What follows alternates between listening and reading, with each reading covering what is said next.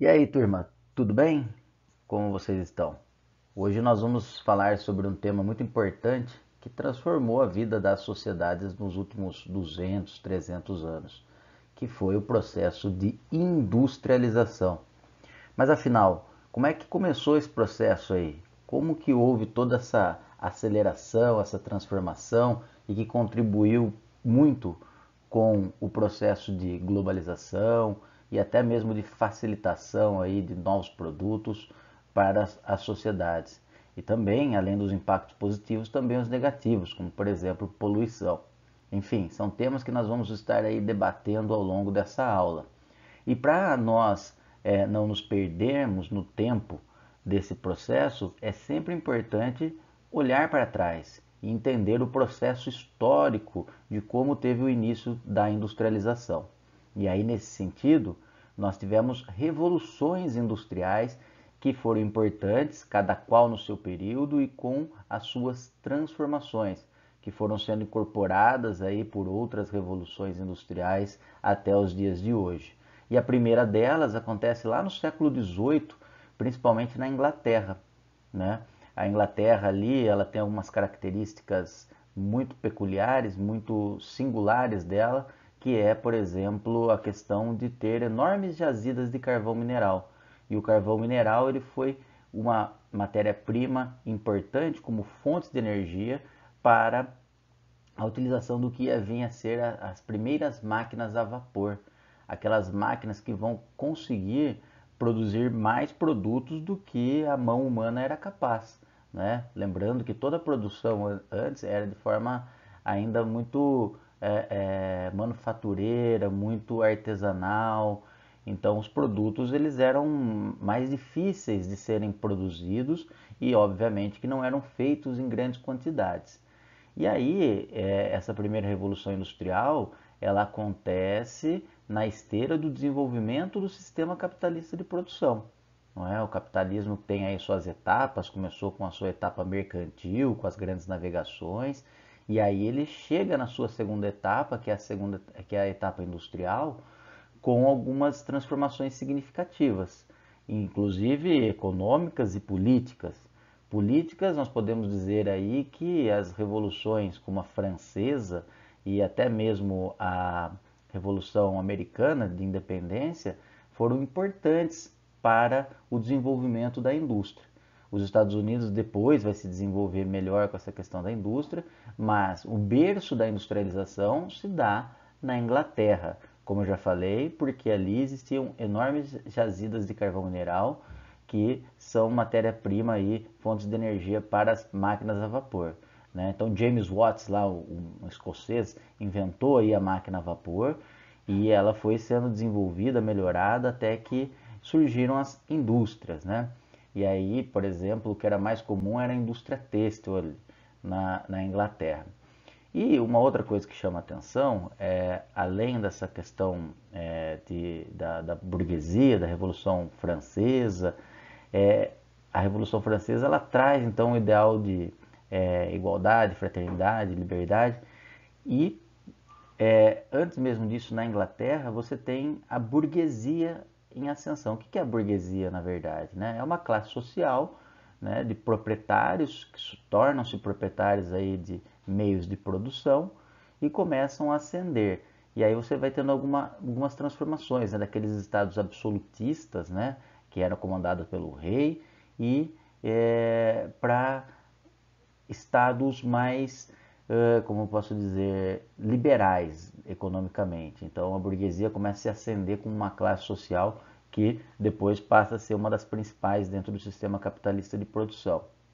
E evidentemente você vai ter aí alguns momentos ou movimentos importantes de transformações, como o início de um processo de urbanização, porque afinal as indústrias tendem a ficar em áreas urbanas e até essa transição do princípio do capitalismo, do fim da Idade Média, ali, do feudalismo para o capitalismo, ainda a gente tinha muito essa condição de um mundo rural e com a industrialização a gente passa a ter um mundo urbano. Então as indústrias começam a se fixar ali principalmente próximo das jazidas de carvão mineral. A Inglaterra não é um território tão grande, então você vai tendo cidades aí começando a se desenvolver através dessas indústrias, como Londres, Birmingham, Manchester, e aí a urbanização vai se estabelecendo. Automaticamente você vai tendo políticas aí criadas na época pela monarquia inglesa, como a lei de cercamentos,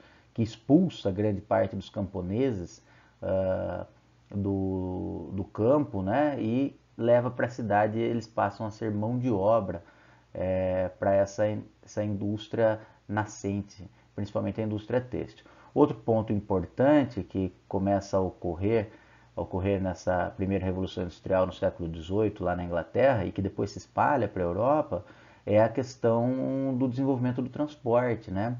Por quê? Porque a máquina a vapor dá a condição de você criar motor a vapor para trens.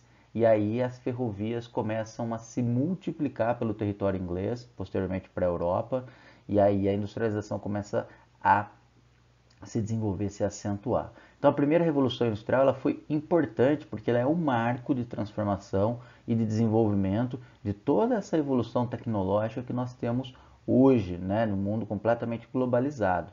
E nós vamos ver bastante coisa relacionada a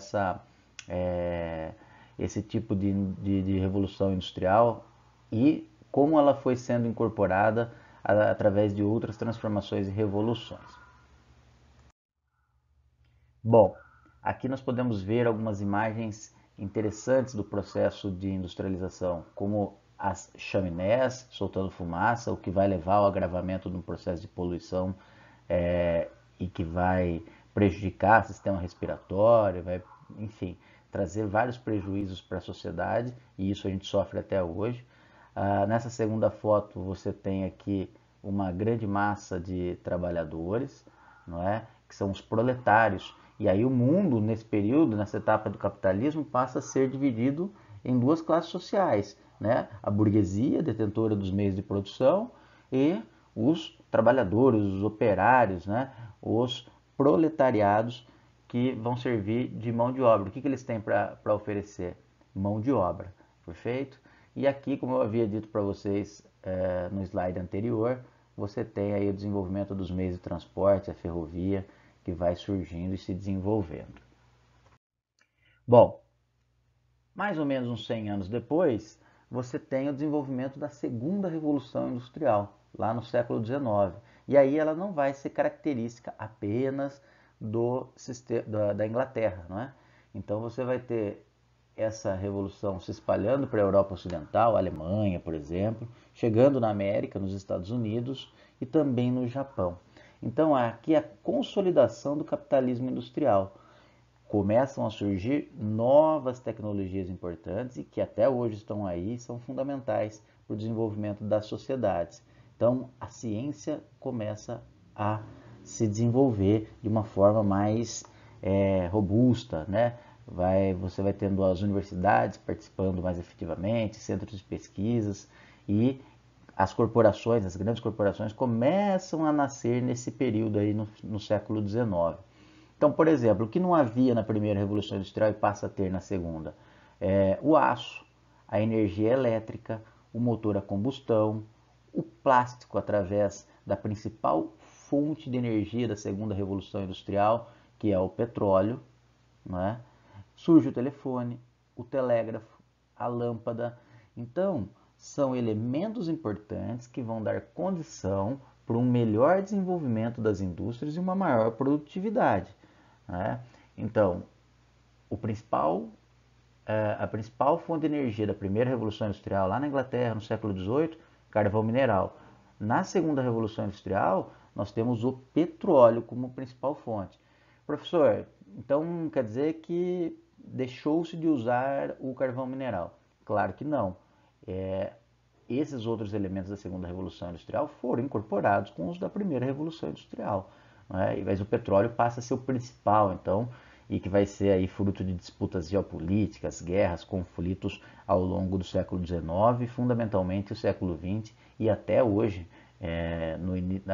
no começo do século XXI que nós estamos, já na segunda década do século XXI, nós temos conflitos, entrando na segunda década do século XXI, já temos conflitos ainda relacionados ao petróleo, né? Uma etapa muito importante dentro dessa questão da industrialização, no período da segunda Revolução Industrial, nós temos o neocolonialismo. O que é o neocolonialismo? O neocolonialismo é você ter um plano imperialista de potências econômicas, fundamentalmente as potências europeias ocidentais, Inglaterra, França, Alemanha, Holanda, Bélgica, que vão fazer o quê? Vão promover um processo de ocupação do território de alguns continentes. Por que o sufixo neo? Porque é um novo tipo de colonialismo, né? Lembrando que a primeira forma de colonialismo ocorreu aí com a ocupação das Américas, né? No finalzinho do século XV, início do século XVI e também em algumas partes da Ásia. Já essa ação imperialista, que a gente chama de neocolonialismo, ela vai ser predominante na África e em boa parte do Oriente Médio. Lembra lá o petróleo entrando como principal fonte de energia? Então, áreas do Oriente Médio, que hoje ali nós temos Iraque, Síria, Arábia Saudita, os ingleses chegaram ali.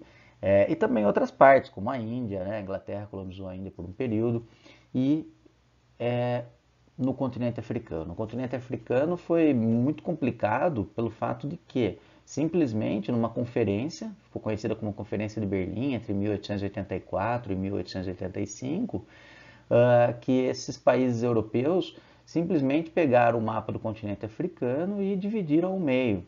Né? Dividiram ao meio não, dividiram em territórios, criando fronteiras artificiais. Então a África do Sul fica com a Inglaterra, Moçambique fica com Portugal, Congo fica com a Alemanha, Senegal fica com a França e assim sucessivamente, perdão. E aí o que começa a ocorrer? Os conflitos tribais no continente africano, né? Que vão perdurar aí até hoje. Mas fundamentalmente após a Guerra Fria, após a Segunda Guerra Mundial e o início da Guerra Fria, você tem as grandes potências saindo, entre aspas, da Europa, aliás, da África, e tentando criar o processo de independência ali nesses países africanos. Então você tem muitos conflitos de grupos nesses países africanos que foram criados de modo artificial, não é? Então você tinha três tribos dentro do mesmo território que passam a lutar pelo poder central. E a gente sabe que a África ela é muito rica em biodiversidade, em minérios, então você tem guerras muito sangrentas ali em busca desses recursos. Então, o neocolonialismo é uma face tenebrosa aí do processo do desenvolvimento do capitalismo nessa fase industrial. Então, nós seguimos aí em torno de 100 a 200 anos juntando a primeira e a segunda revolução industrial. Aqui nós temos alguns exemplos importantes da diferenciação da primeira com a segunda revolução industrial. Por quê? Porque vão surgindo através do motor de combustão os automóveis, né? Então os automóveis surgem, melhora-se a comunicação através do telégrafo e do telefone. Nós temos aqui uma imagem do filme Tempos Modernos, do Chaplin, que é uma obra clássica para entender essa relação dessa segunda fase da industrialização, dessa segunda revolução industrial, onde você tem o trabalhador ali desenvolvendo tarefas repetitivas, clássica características do Fordismo, que nós vamos falar daqui a pouco.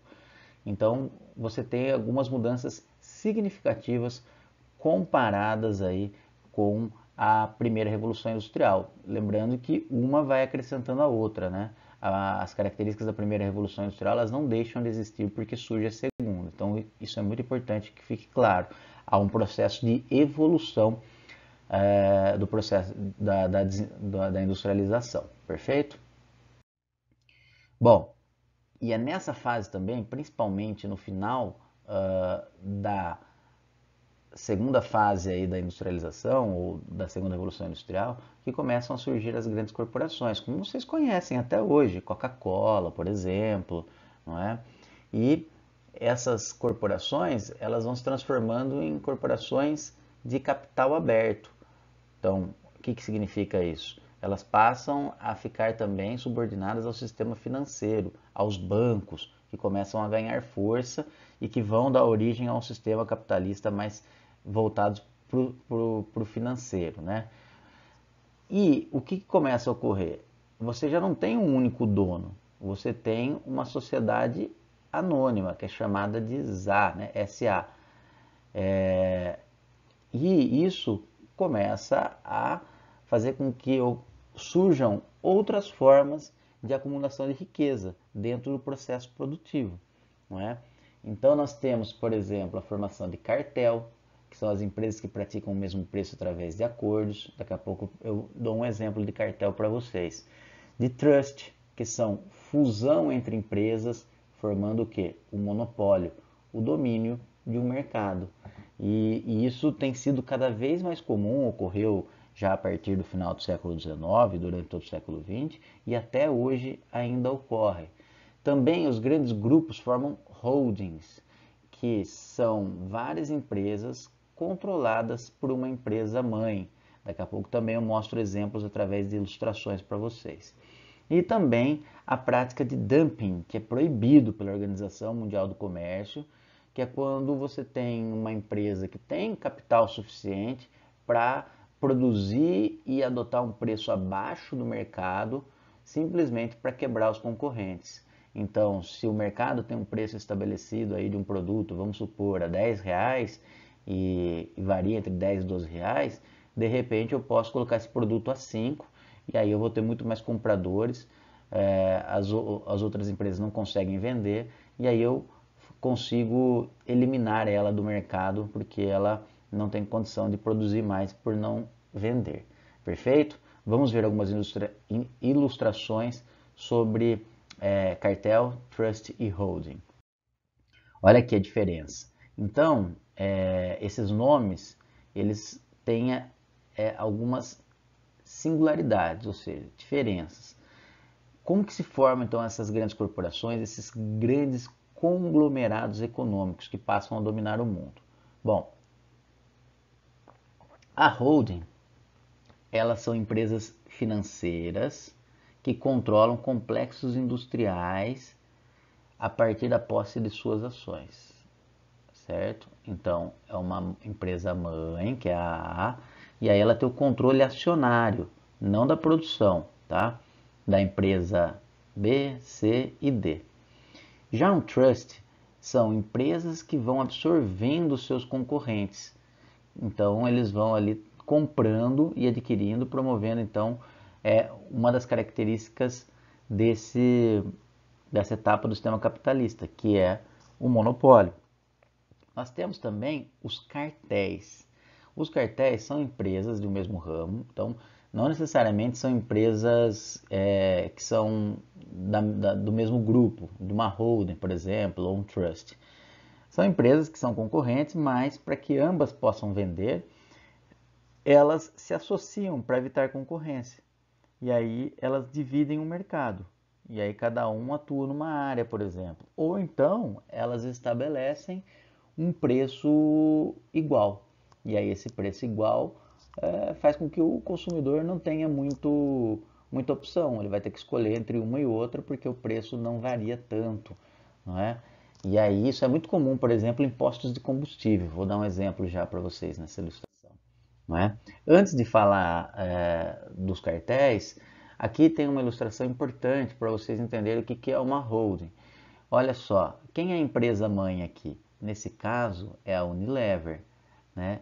E aí quem são as empresas que ela vai gerenciando? E cada uma tem seu presidente, cada uma tem a sua ação. É a Unilever, né? Ela que vai ser a responsável pela organização de todas essas empresas aqui, né?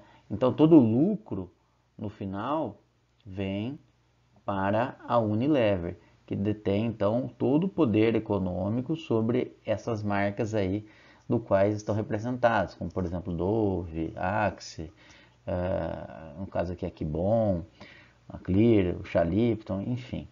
Aqui é a mesma coisa, a PepsiCo, ela é a holding, ela é a empresa mãe e ela vai ser aí detentora de todas essas marcas e vai gerenciando, né?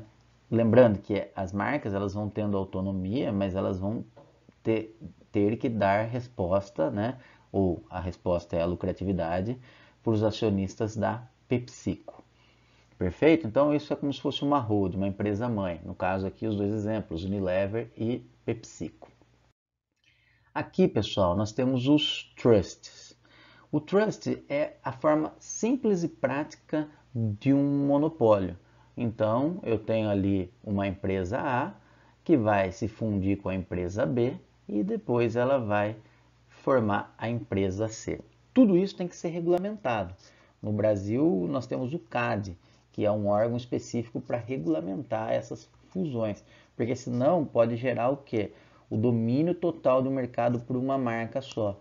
E isso acaba sendo prejudicial ao consumidor, né? Que fica sem opção de escolha, ele é obrigado a ficar ali preso àquela marca, né? Mas nós temos vários exemplos de fusões que acabam formando um monopólio, né? Nós temos, por exemplo, a Sadia e a Perdigão. Eram duas marcas concorrentes brasileiras no ramo alimentício e que de repente se juntaram e formaram a Brasil Food, uma das maiores empresas do mundo no ramo alimentício aí de embutidos, de carne suína, de carne de aves. Não é? Então isso é um exemplo de trust. O cartel, lembra lá que eu estava falando sobre a questão do preço dos combustíveis? Então é como se imaginar uma cidade que tem aí em torno de 60 postos de combustíveis e eles se reúnem, os proprietários desses postos, e falam assim, ó, vamos estabelecer aí um valor tabelado praticamente, ou com uma diferença mínima de centavos. E aí o consumidor não tem a opção da livre concorrência, não é? Porque mesmo que ele abasteça num posto que está lá num bairro X, quando ele vai no bairro Y, o preço é igual ou semelhante, muito próximo. Então essa prática de cartel, ela é proibida, perfeito? Isso já você tem no desenvolvimento da indústria moderna, né? Não só no produto final para o consumidor, mas também das próprias grandes indústrias que fazem esses tipos de cartéis. Não só a combinação de preços, mas também como ação territorial. Para eu não te atrapalhar, eu não atuo nessa região que você vende bastante, mas também para você não me atrapalhar, você não vem e atua na minha região aqui. E aí esses acordos de cavalheiros se caracterizam também cartéis, perfeito? Bom, a industrialização ela vai se desenvolvendo e você vai tendo revoluções importantíssimas do ponto de vista do desenvolvimento da tecnologia, não é? E aí nós temos a terceira revolução industrial, que é a também chamada revolução técnico-científica. Nós podemos também chamar terceira revolução industrial como revolução técnico-científica. Elas são sinônimos. E aí, já no século XX, no pós-segunda guerra mundial, nós temos o capitalismo informacional. O que começa a ocorrer de diferente aí da segunda e da primeira revolução industrial? Você vai tendo investimentos massivos em pesquisa e desenvolvimento e em ciência e tecnologia. Começa a informática a se desenvolver, a biotecnologia, a microeletrônica, a robótica, a genética, coisas que ainda nós estamos desenvolvendo e que muitos desses conceitos, como biotecnologia, genética, a microeletrônica, né, a nanotecnologia, elas passam a ser incorporadas também numa outra etapa que a gente vai falar daqui a pouco, que é a quarta revolução industrial, onde você tem aí a internet entrando e prevalecendo sobre o processo de industrialização. Mas ainda nessa revolução técnico-científica, dessa terceira revolução industrial, uma coisa que é muito comum, claro que você tem uma maior diversidade de produtos surgindo, né? E o estímulo ao consumo o tempo todo, que é uma característica do sistema capitalista de produção, então você tem aí a sociedade do consumo. E uma coisa que começa a ocorrer é a obsolescência programada.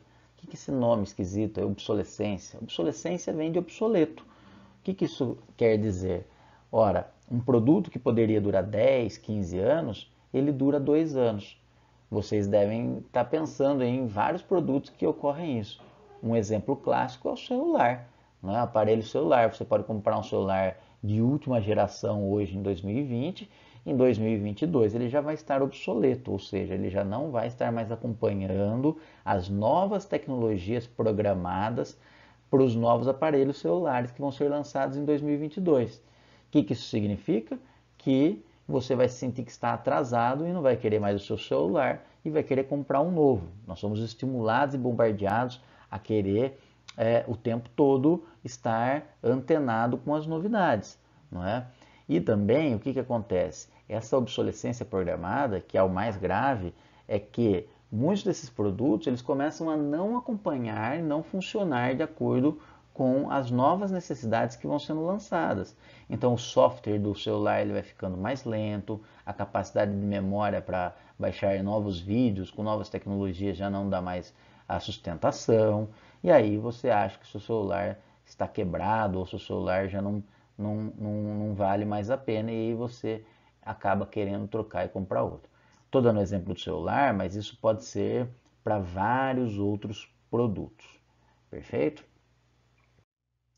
Olha, aqui nós temos algumas ilustrações importantes sobre a terceira revolução industrial. Você começa a ter a robótica entrando, né? Então, o processo de automação industrial ele começa a fervilhar durante a terceira revolução industrial, ou seja, o pós-segunda guerra mundial, e você vai tendo transformações significativas dentro desse processo de modificação nas indústrias, né? As novas tecnologias sendo inseridas.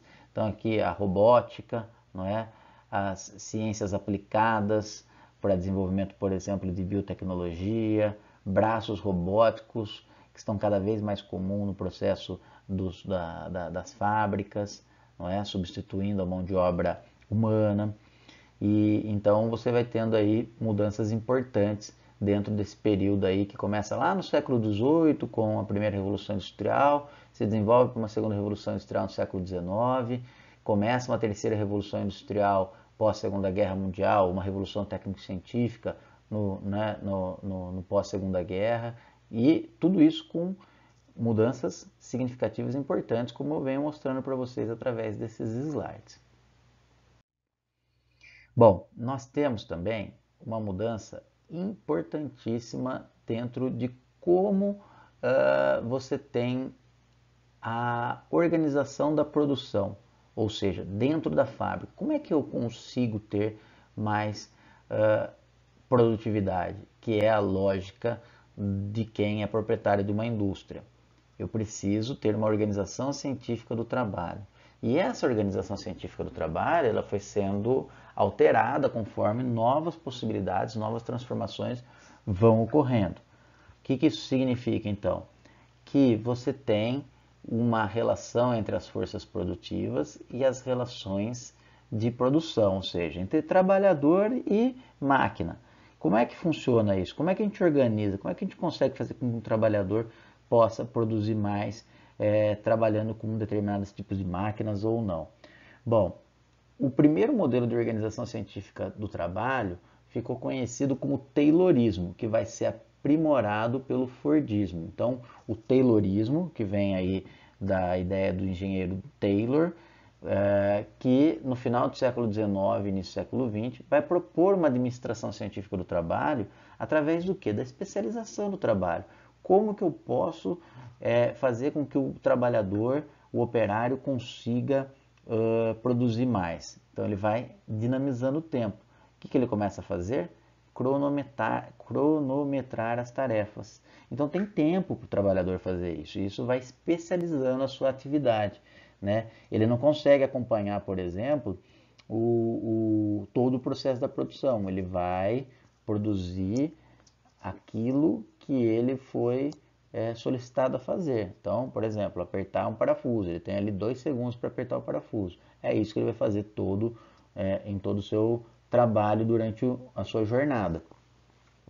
E o Fordismo, aprimorou isso no início do século XX, estabelecendo uma produção em série, ou seja, a linha de montagem, que até hoje é utilizada, né?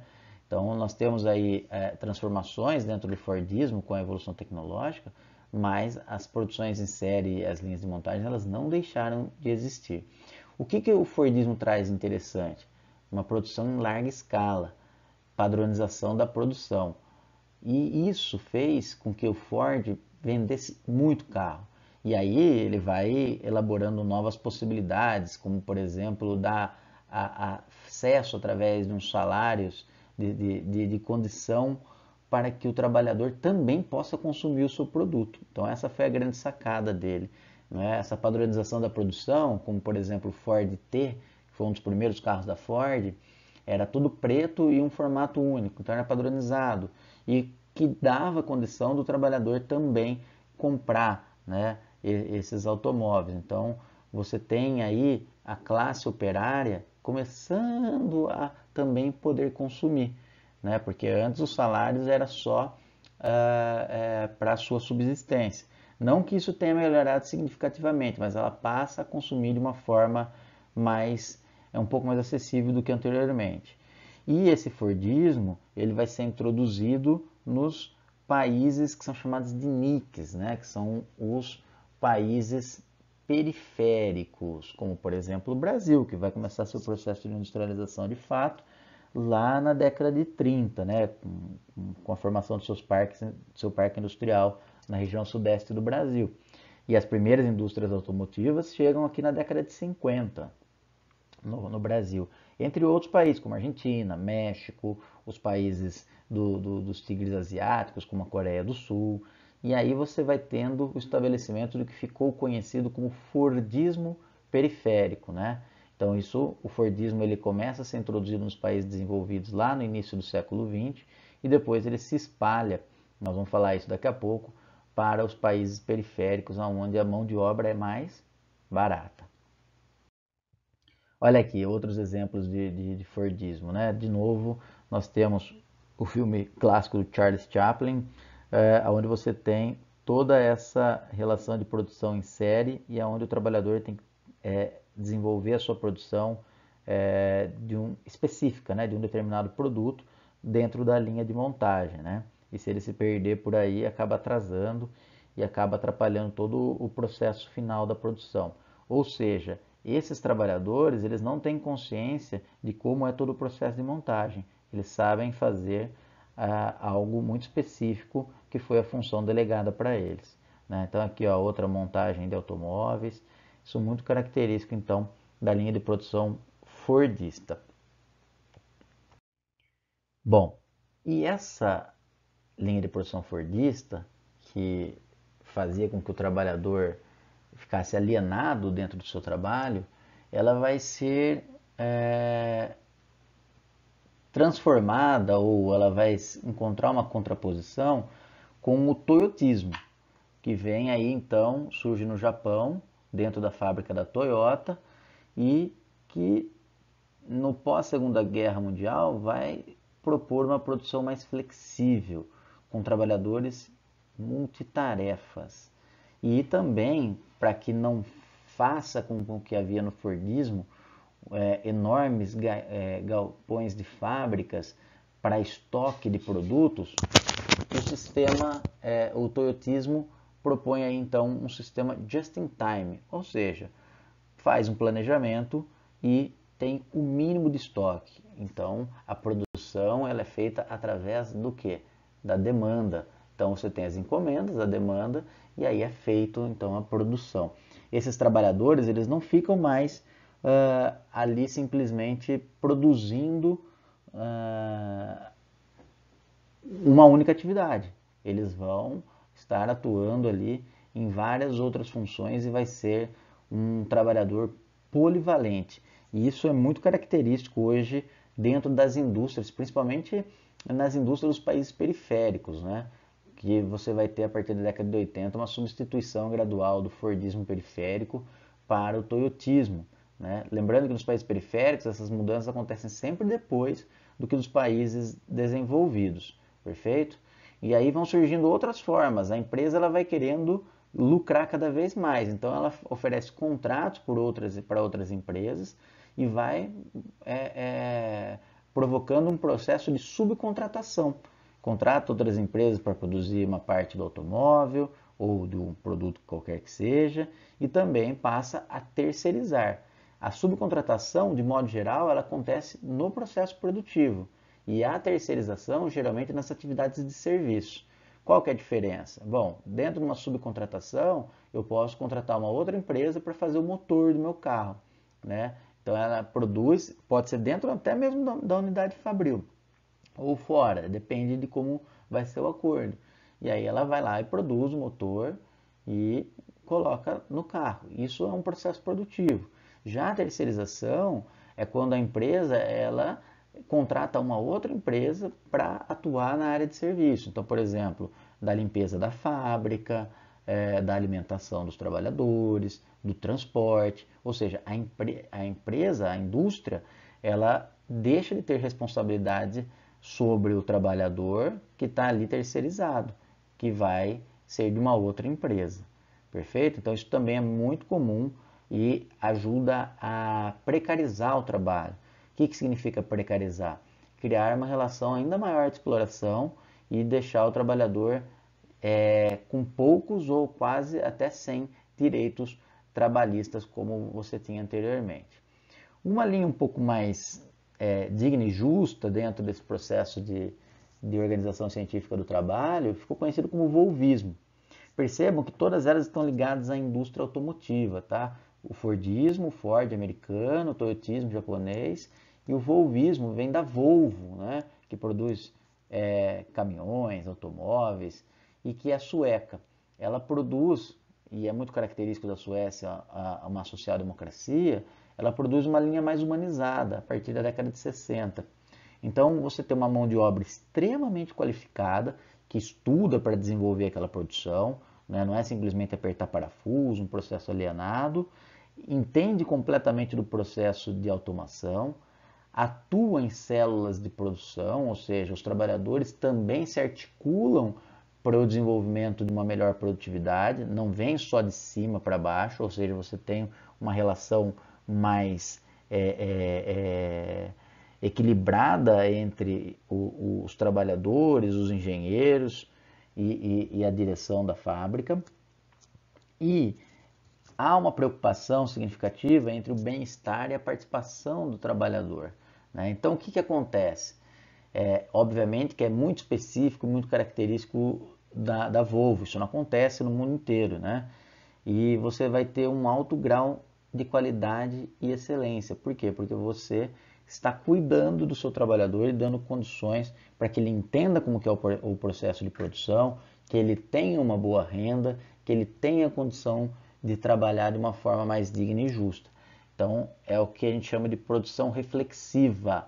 O que é a produção reflexiva? De pensar, né? De entender o todo do processo, não estar alienado e simplesmente esperando o seu salário para sobreviver, como é no caso do Fordismo e até mesmo do Toyotismo. Quando a gente fala de Toyotismo e Volvismo, e aí vocês têm que tomar muito cuidado, esses são exemplos, tá? Mas vocês devem colocar todos esses dois exemplos num balaio chamado de produção flexível, certo?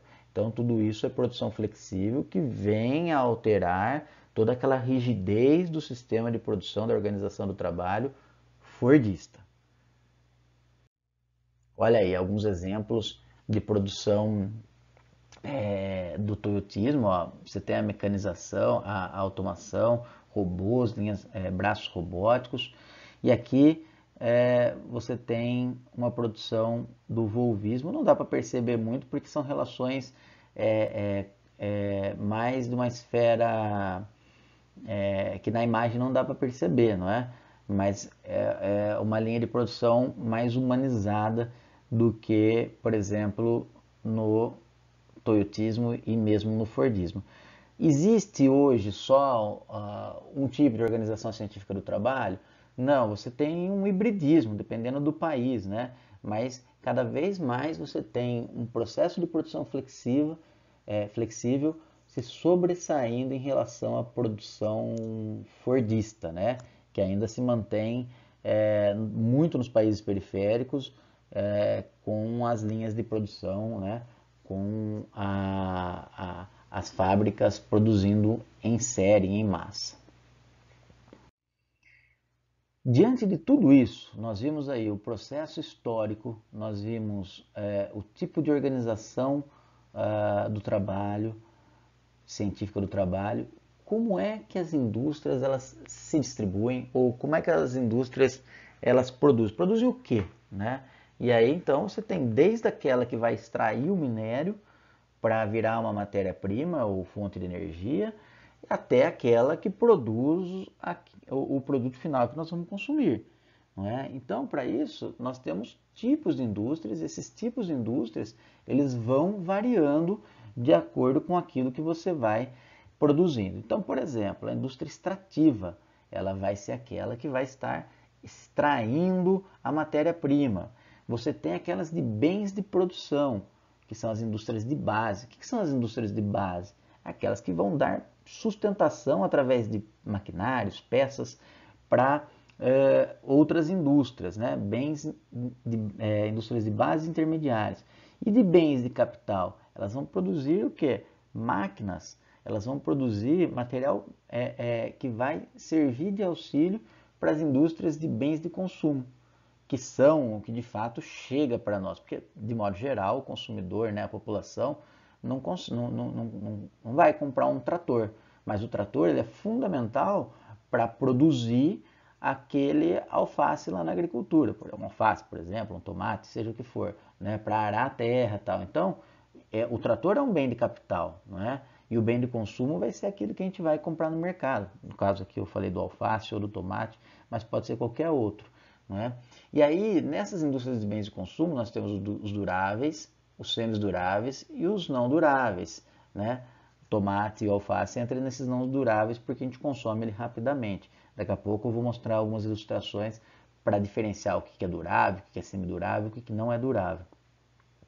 E nesse sentido, nós temos também, além dos tipos de indústrias, nós também temos as indústrias que são divididas de acordo com as suas tecnologias.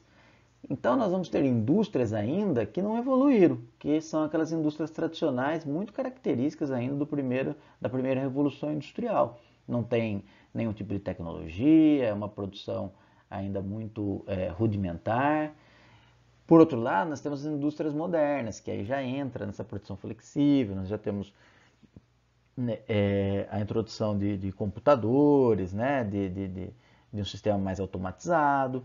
E por fim, as indústrias de tecnologia de ponta, que essas sim, elas estão interligadas com a internet, conectadas com nuvem, né, os arquivos em nuvem, a produção de alta tecnologia, com aparelhos extremamente caros e que fazem aí com que a gente tenha um processo cada vez mais significativo de inovação dentro do processo industrial. Né? Mas isso são poucas as indústrias, elas estão concentradas em áreas de países muito ricos ou em ilhas. No Brasil, por exemplo, país em desenvolvimento, nós temos algumas ilhas de indústrias de alta tecnologia ou tecnologia de ponta. Nós vamos ver alguns exemplos daqui a pouco. Bom, voltando lá para os tipos de indústrias, nós temos a extrativa, por exemplo, o petróleo. O petróleo a gente não encontra na gôndola do supermercado, né? Nós precisamos extrair ele. E aí você vai ter empresas específicas, com o caso aqui o Brasil, por exemplo, tem a Petrobras. Vai estabelecer aqui, essa foto é uma extração de petróleo através de uma plataforma, é extração offshore, ou seja, é no mar. Né? Então, extrai o petróleo aqui do fundo, depois tira esse petróleo bruto é levado para a refinaria e aí ele é transformado, pode ser em combustível, para a indústria petroquímica e assim sucessivamente. O Brasil também é um país que tem uma exploração mineral significativa, principalmente de minério de ferro, não é? Então aqui você tem a extração de minério de ferro que vai ser aí utilizado por outras indústrias ou exportado para outros países que vão utilizar em suas indústrias, né? Geralmente esses produtos aí são chamados de commodities, né? Tem um preço estabelecido no mercado internacional e no caso, o país com grandes recursos, como é o caso do Brasil, exporta muito esse tipo de produto. Lembrando que essas commodities não necessariamente elas possuem valor agregado, né? Então elas são matérias-primas brutas e depois elas vão ser utilizadas para produzir um computador, por exemplo, não o petróleo e o carvão mineral, mas outros tipos de minérios. E aí eles são vendidos por um preço muito mais caro, né? O computador, depois o celular, que foi aplicada tecnologia. Por isso é uma questão importante do desenvolvimento tecnológico. Um país não pode depender apenas da exportação de produtos primários, né? No caso desses produtos extrativistas, como eu falei para vocês. Ele precisa ter desenvolvimento de ciência e tecnologia para produzir produtos que vão ter valores agregados e contribuir melhor ainda para o desenvolvimento da economia. Bens de produção de base intermediários. Então nós temos aí, por exemplo, as siderúrgicas e as metalúrgicas, né, que vão pegar esse minério de ferro, vão pegar esses outros tipos de minério e transformar em elementos importantes que vão ser utilizados, por exemplo, na produção de máquinas, né, na produção de peças para outras indústrias. Então isso é muito característico, por exemplo, de uma metalúrgica e de uma siderúrgica, que são também consideradas indústrias aí de base. O Brasil, por exemplo, na década de 30, construiu seu parque industrial com uma companhia siderúrgica do Rio de Janeiro, né, a Companhia Siderúrgica Nacional, na cidade de Volta Redonda, no Rio de Janeiro. Depois foram surgindo outras indústrias, como a Vale do Rio Doce, depois a Petrobras, que são indústrias importantes que ajudaram a dar base para o desenvolvimento industrial do Brasil. E as indústrias de bens de capital? É aquelas que produzem os maquinários, né? Por exemplo, o trator, vão produzir peças para outros tipos de indústrias. Ela que vai também ajudar a dar sustentação para a produção, fundamentalmente, dos produtos de consumo. Que é o caso aqui, ó. Olha só, bens de consumo duráveis. Automóvel você não troca a cada 6 meses, né? A televisão, apesar que a televisão, pessoal, anteriormente, ela durava aí na casa das pessoas, a TV chegou mais ou menos na década de 70 no Brasil, 60 para 70, e as pessoas ficavam 20, 30 anos com uma televisão. Hoje, com toda essa evolução tecnológica, lembra lá do grau de obsolescência? Você vai tendo aí novas televisões surgindo e as pessoas vão trocando com uma rapidez, mas elas não trocam também a cada 6 meses, né? Geralmente o tempo de uma televisão é de 4 a 8 anos. E qual é o período que você vê que tem maior propaganda de televisão?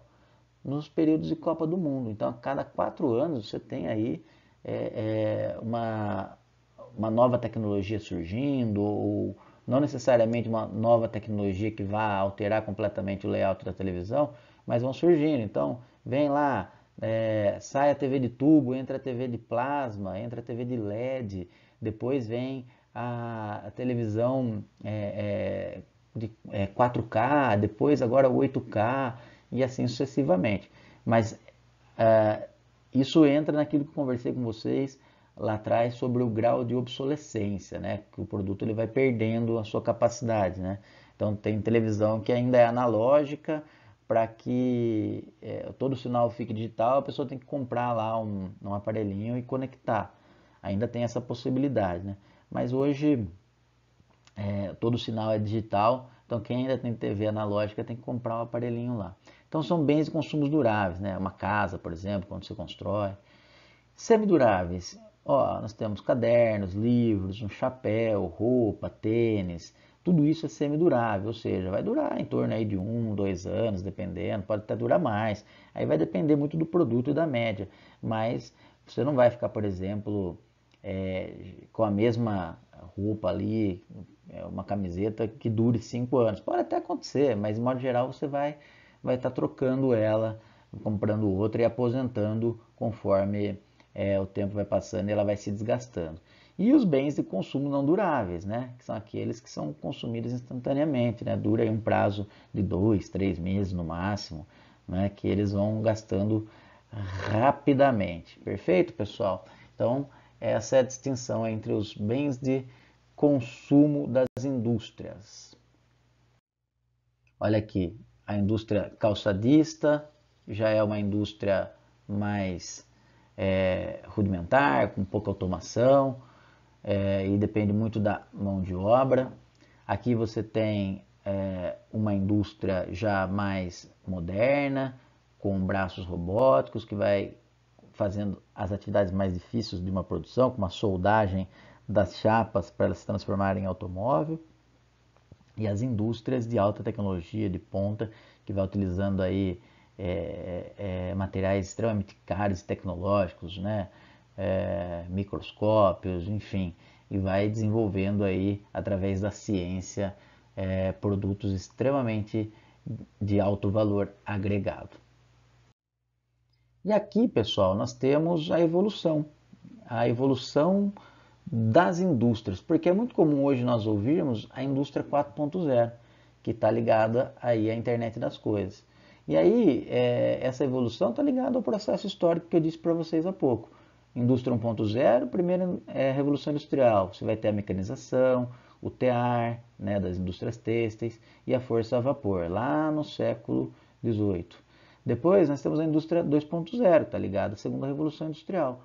Produção em escala, linha de montagem, eletricidade, combustão, entra aí o Fordismo, principalmente no início do século XX. Então ela abrange final do século XIX e início do século XX. Já a indústria 3.0, ela entra aí na fase áurea do capitalismo, né? Que é ali o pós-Segunda Guerra Mundial, na década aí de 60, 70.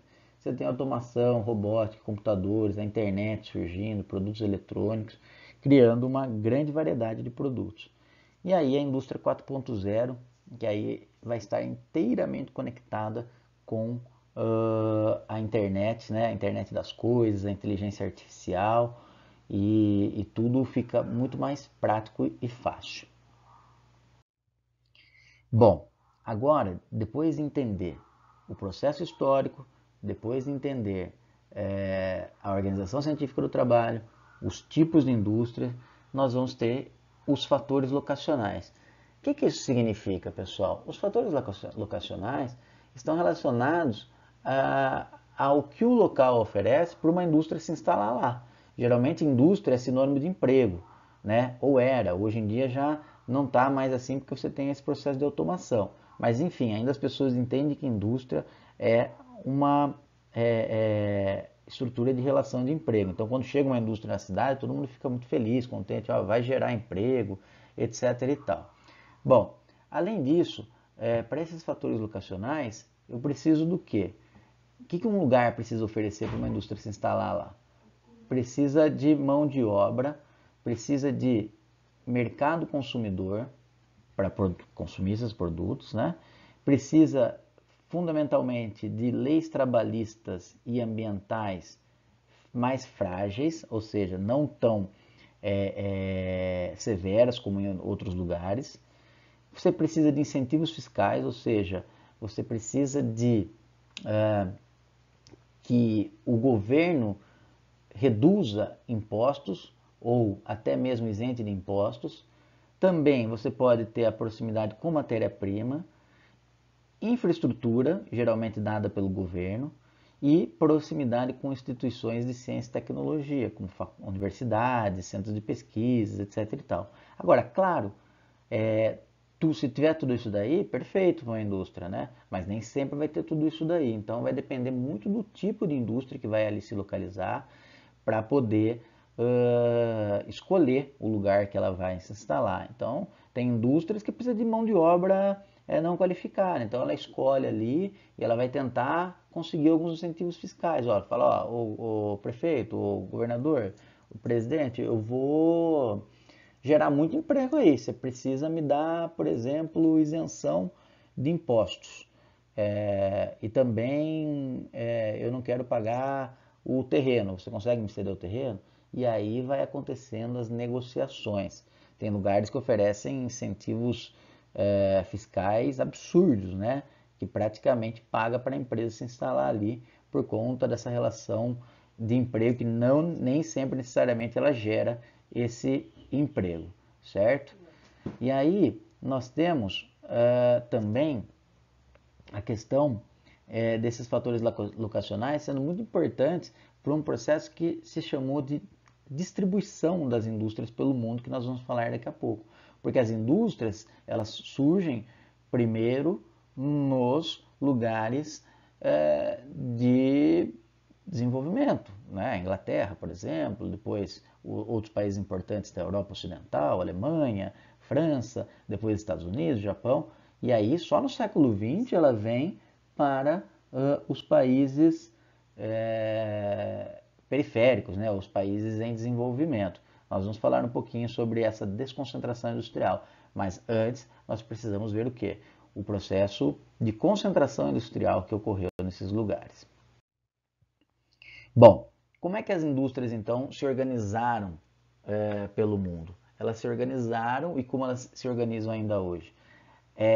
Na primeira metade do século XX, você tinha as economias de aglomeração. Por exemplo, em países desenvolvidos como na Inglaterra, você tem toda uma bacia industrial ali próximo de Londres, que ali é o berço da Revolução Industrial. Na Alemanha, você tem o Vale do Rio Reno e do Rio Ruhr, você tem ali grandes reservas de carvão mineral, então a indústria pesada ali nessa região. Você tem ali na região entre a França e a Alemanha a Alsácia e a Lorena, que também tem uma zona industrial fortíssima. Você tem a costa leste dos Estados Unidos, principalmente ali próximo dos Montes Apalaches e dos Grandes Lagos, mais a nordeste dos Estados Unidos, Nova York, essa região ali próximo de Boston, já na fronteira com o Canadá, todo um processo de industrialização pesada. Isso no século XX, tá? Primeira metade do século XX. Porém, esse processo de economia de aglomeração, ela tem um custo elevado, mão de obra cara, sindicalizada, você tem ali um espaço industrial saturado, as indústrias não conseguem mais se expandir, o trabalhador leva mais tempo para ir para o trabalho por conta do trânsito, os impostos começam a aumentar, as legislações ambientais e trabalhistas começam a ficar mais rígidas, né, com essa questão da poluição, com a questão das ações dos sindicatos. Aí boa parte dessas grandes indústrias fala assim, opa, vamos procurar mão de obra mais barata, vamos procurar lugar onde a gente consiga ter uma maior produtividade e um menor custo, porque essa é a tônica e a lógica do sistema capitalista de produção e obviamente que as indústrias fazem parte desse sistema e querem acumular, querem vender e acumular e produzir por um preço muito mais acessível do que estava nesses lugares de aglomeração. Então aqui ó, nós temos alguns exemplos de aglomerações industriais na Europa. A Inglaterra, aqui nós temos a Alemanha, o Vale do Rio Reno do Ruhr, aqui ó, a Alsácia e a Lorena, aqui nós temos o norte da Itália, no Vale do Rio Pó, aqui nessa região da Espanha em Barcelona, um pouquinho em Madrid, mas fundamentalmente nessas regiões da Inglaterra, da Alemanha, da França e da Itália, né, que você vai tendo aí, um pouquinho na Grécia, mas já se perde um pouquinho, né? Aqui é a grande concentração mesmo industrial da indústria pesada europeia. Bom, como eu estava falando para vocês, nós temos na segunda metade do século XX já uma transformação. O que era uma economia de aglomeração vai começar a virar uma deseconomia de aglomeração.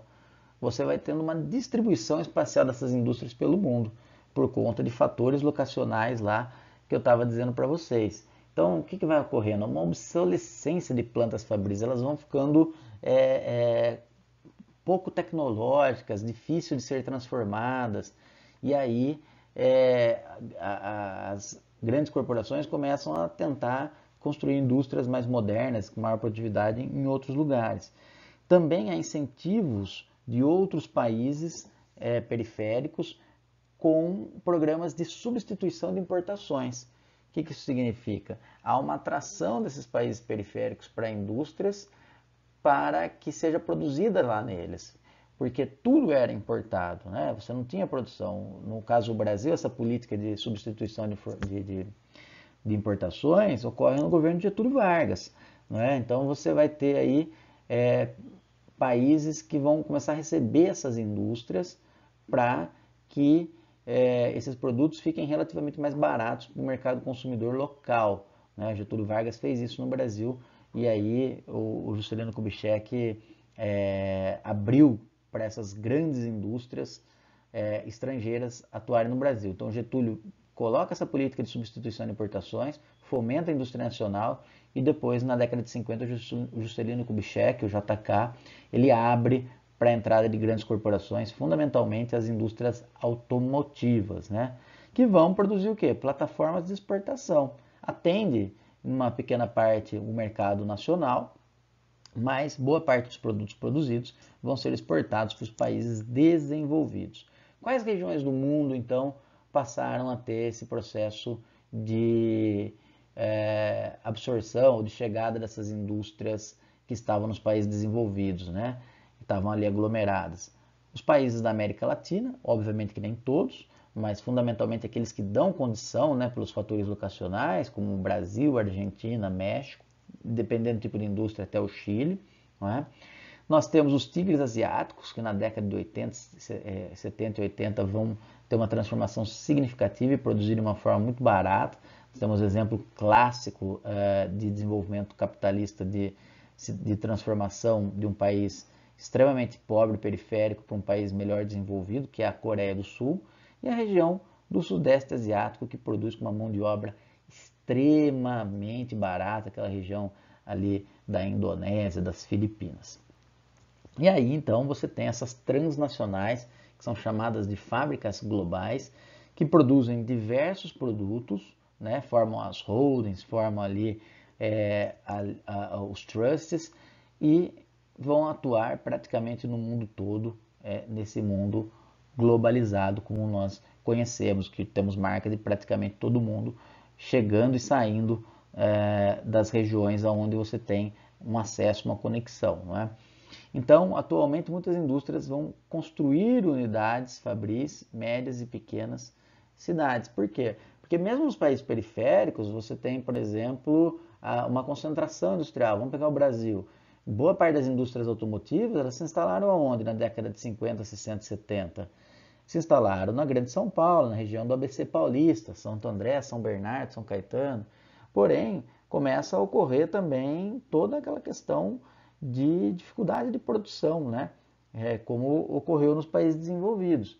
E aí você tem trânsito, você tem indústrias que não são mais passíveis de conseguir fazer uma transformação tecnológica, e aí elas começam a fazer um processo de dispersão para outros lugares. Mas, claro, ela não vai para um lugar aleatório, ela vai procurar também fatores locacionais.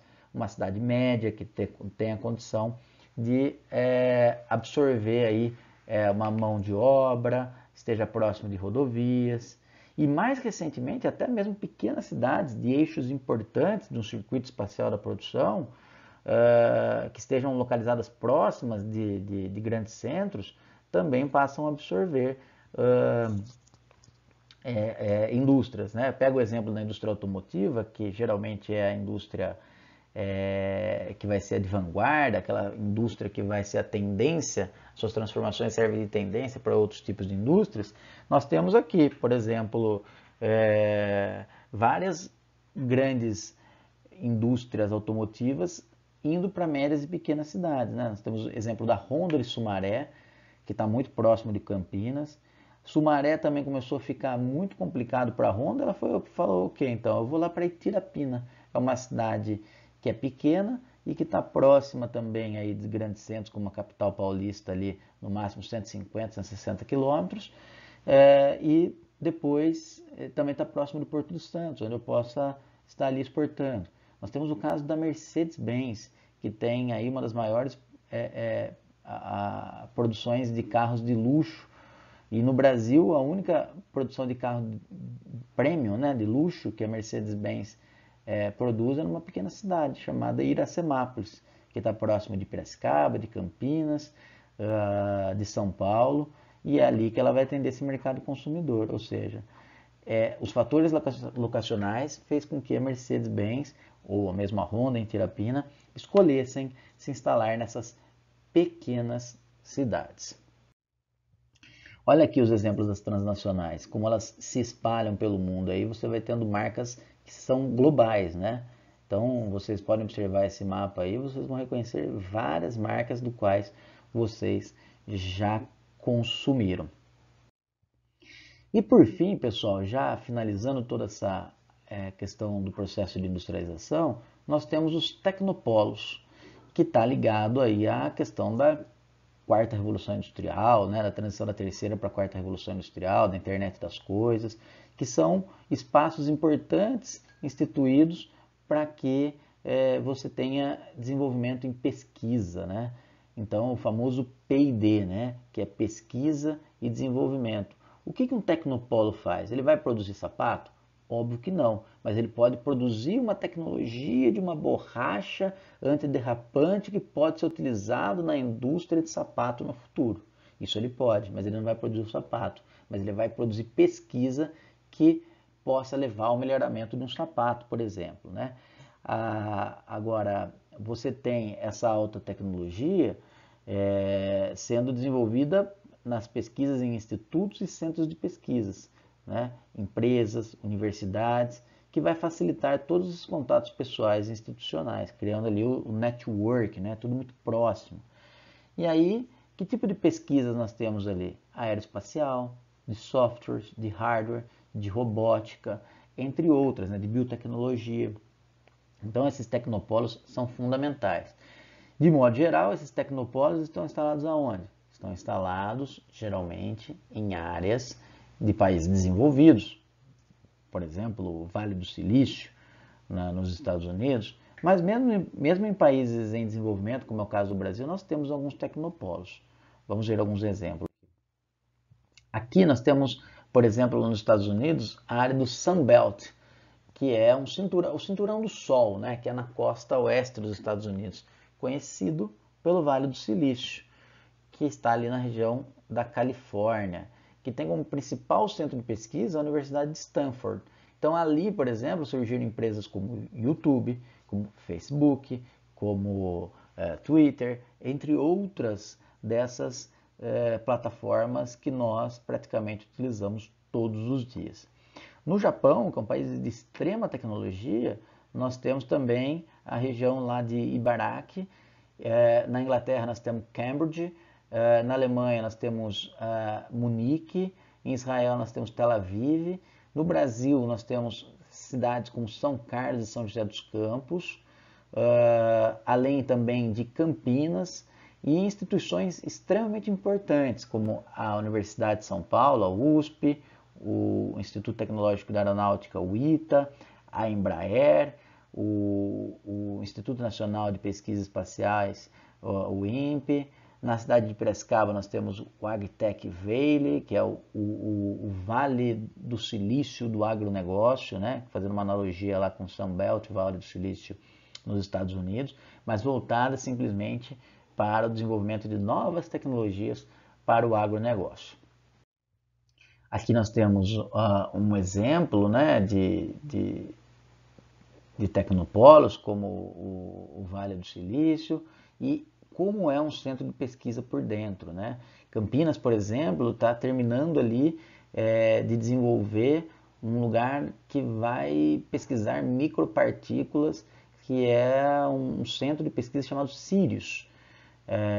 E ali nós vamos ter um dos lugares de pesquisas da mais alta tecnologia instalado no Brasil. Isso é fundamental e importante para o desenvolvimento tecnológico de um país, senão ele fica para trás e acaba dependendo de produtos vindos de outros países que são mais avançados tecnologicamente.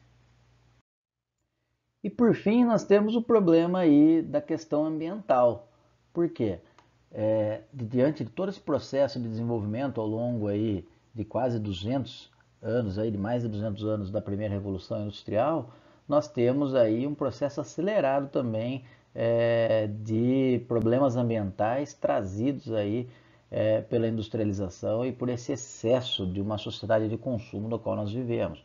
E são temas importantes de debates que nós vamos aprofundar em outras aulas, mas que elencam aí a questão, por exemplo, da poluição atmosférica, com seus problemas respiratórios, com a dificuldade aí trazendo doenças pulmonares. Nós temos o risco de contaminação através de doenças trazidas por elementos químicos. Nós tivemos um exemplo lá em Paulínia, onde a Shell tinha ali uma área de transformação de petróleo em produtos petroquímicos, e essa área ficou toda contaminada e acabou aí atingindo a população que veio morar depois num loteamento que era essa fábrica da Shell. E aí tem todo um processo de pessoas que ficaram doentes, e está uma briga na justiça aí para que se resolva isso. Foi na década de 90. Nós temos também aí, através da contaminação, do despejo regular de produtos industriais, né, de resíduos industriais em águas correntes, como rios, que pode gerar o processo de eutrofização, né, que é aquela falta de oxigenação e desenvolvimento de algas dentro das águas, aí, praticamente matando toda a possibilidade de desenvolvimento de vida aquática. Nós temos também em Gana, na África, a questão do lixo eletrônico, onde você tem um enorme lixão a céu aberto com esses produtos eletrônicos que são descartáveis, principalmente nos países desenvolvidos, que pegam esses produtos já descartáveis, colocam em grandes containers que de navio chegam até aí a países como Gana, e onde as pessoas acabam tentando ali pegar um componente ali, uma peça, colar, para poder reciclar e vender, mas muitos produtos acabam aí transmitindo problemas, né, através da irradiação. E no Brasil nós temos uma política de resíduos sólidos que já começa a levar em consideração essa questão do lixo eletrônico, mas ainda é muito incipiente, ou seja, muito inicial, e precisa melhorar. Essa questão dos problemas ambientais é um tema que nós vamos aprofundar mais em outras aulas, mas é evidente que toda essa transformação vinda a partir da primeira Revolução Industrial traz prejuízos como esses, né? Como as ilustrações do próximo slide. Olha aqui, o lixão engana, problema de contaminação do solo, a questão da eutrofização da água, né? São sérios problemas ambientais trazidos aí por um processo de industrialização. Então, depois de muito conversar com vocês, muito desenvolver essa questão da indústria, de como ela surgiu, do processo histórico, como ela se organizou, como ela se desenvolveu, como ela evoluiu, eu fico por aqui, agradeço muito a paciência de vocês, e na próxima estaremos juntos novamente debatendo outros assuntos tão importantes da geografia, para que a gente tenha uma consciência cada vez mais crítica de entendimento da sociedade, para buscar um equilíbrio de uma sociedade mais justa, uma sociedade de bem-estar para todos. Um grande abraço, um beijo enorme do Louvadinho.